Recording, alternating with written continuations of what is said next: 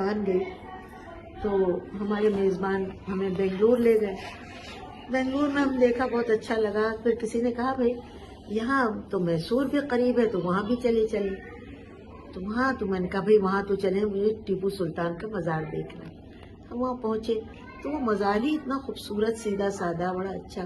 اور وہاں مزار میں سندل کی بڑی گھنی خوشبو. تو میں نے کہا کہ بڑی زبردست خوشبو ہے یہ تو. انہوں نے کہا بھائی یہ میسور کا جنگل تو سارے ہندوستان میں مشہور ہے، تو یہاں اس کے جنگل ہیں. میں نے ڈرائیور سے پوچھا، میں نے کہا تم مجھے میسور کا جنگل دکھا دو گے؟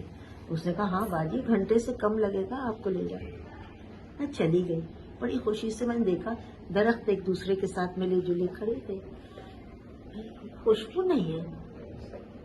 میں نے دیکھا کہ ایک مالی سا بیٹھا ہوا ہے کہ اس کے ساتھ ایک جوان لڑکا ہے اور ایک بوڑھا آدمی ہے.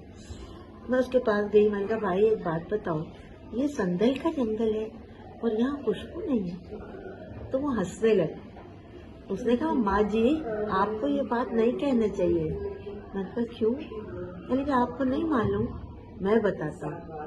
یہ جو سندل کا جنگل ہے، اس میں جو پیڑ ہیں، زندہ ہے تو چھاؤں ہے، مر جائے تو خوشبو ہے. ماں کی طرح ہے نا. بالکل ماں کی طرح. یہ ماں ہے، یہ درخت نہیں، یہ ماں ہے. زندہ ہے تو زندہ رہے تو چھاؤں ہے، مر جائے تو خوشبو. سبحان اللہ. واہ.